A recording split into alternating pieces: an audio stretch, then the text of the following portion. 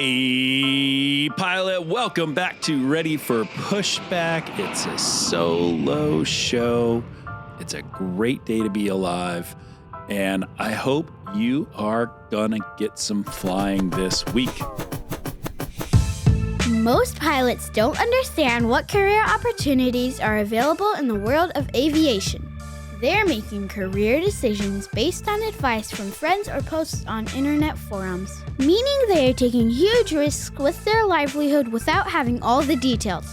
This podcast was created to help you understand the aviation industry so you can find your dream job.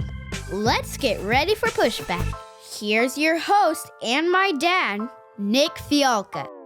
I have to leave in about an hour to go fly myself, so I thought I would come and record some solo shows because I'm going to be on the road for almost like 3 weeks straight. I have like 2 days off here and 2 days off there, but it's a lot of flying. I've built all of my flight time into this part of the month because we want to do some other stuff at the back half of the month. And so it's been busy, or it's about to get busy, about to be a little chaotic, and that's okay. That's a good thing. And today I was reflecting on a conversation I had this past year. It was at the Latino Pilots Association. I met this guy named Dan Buffington, and we were chatting at the booth. Really interesting guy, nice guy, definitely very memorable. It was fun conversation. And he said something that struck me so much that I wrote it down. He said, you know what? The word no is just 2 letters. But it's the word yes that makes the world work. I was like, oh my gosh, man, like how apropos, especially at a pilot hiring convention. It's a statement that he made, like it's all about persistence and turning rejection into opportunity, because it's so easy for people to say no. I don't want you to get bogged down in the no's. I don't want you to feel like you're rejected and feel dejected. Because in aviation, you can get rejected all the time. It doesn't matter if it's an interview or a test or asking somebody to be your mentor. It can feel really, really discouraging. But the word no isn't going to be the end of the road for you, right? It's going to be that stepping stone that you have that goes toward your growth and helps you succeed. Use all of those no's that you have. Every single no that you get is an opportunity for yes. It's an opportunity for growth. No doesn't mean no. It just means not yet. It's the yes that you get that drives your progress. It opens the doors that you need opened. And so it's consistency and persistence and self-reflection that make your no's turn to yeses. Because each yes that you get is going to validate for you that you are doing the right thing. It's going to increase your effort. It's going to prove that you can obtain the dream that you're pursuing and that it's worth pursuing. So don't let that no stop you. Let that no give you pause.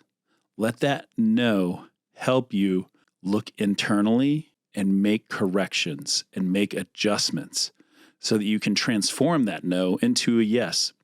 It's a mindset shift that you will need to look at rejection as a challenge and not the conclusion. All right? You need to keep challenging yourself. Each no is an opportunity to succeed with a challenge. Reflect and learn about what that no is. Think about why they said no. Analyze those reasons and identify areas within yourself that you can improve. Some things just suck, like, hey, maybe you just need more hours. Maybe that's it. Man, we can't hire you yet. We need these minimum hours. Well, keep grinding. It's a slog. It's really hard. Every one of us is having a hard time getting hours. Look for feedback. Ask your mentor, ask the interviewer, whoever it is, get some constructive criticism from them. Write it down. Don't get defensive about it. It's an opportunity for you to guide your growth. And then stay persistent, right? I need you to understand that your success, it's going to come, but it can come after multiple attempts. It'll take a lot of swings at the bat. When I was applying for my majors, you've heard me say it over and over. It took me 4.5 years after being a military pilot, going to a regional. It took me 4.5 years to get to a major. I swung every bat I could, and I kept getting no's. No, no, no, no. And then yes, and then yes, and then yes. And that is because I kept my head down. I kept grinding. I made course corrections. I did other things. I made myself more valuable. If you feel like you're already making yourself more valuable, awesome. Keep going. What's the next thing? Be persistent. Grow your network. Collaborate with others. Find those places where you can build relationships within this industry to create opportunities for yourself, and then be adaptable. If you're going down one road and all of a sudden the door's closed, stay flexible, pivot, explore another opportunity, find that way that you can achieve your goal, and that will help, because every no that you get is a chance to grow stronger. It's a chance to be more determined. It's a chance to win. Ask yourself today, like, what can I do to take that last no and turn it into a yes? It might be a long road. It might be a lot of stuff, or it might be real easy. Figure that out. Turn your setbacks into comebacks. Refine your skills, find resilience, and you'll find success. Because the rejection that you have in front of you is just part of the journey. It's not your fault. Maybe it is. Maybe it is your fault. Maybe it's not. But rejection is part of the journey. But it's not the end of the journey. So let those challenges in front of you, I want them to fuel you, to get you motivated, to get you inspired, to make you determined, to make it there's no way that somebody else can turn you down. Transform every single no into a stepping stone toward a yes. And you can be like Dan Buffington. What an opportunity. What a way to face a challenge. Stay motivated, get those no's turned into yeses.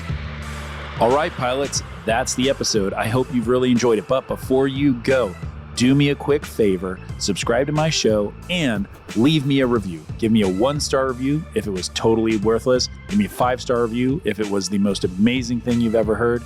I want to hear from you.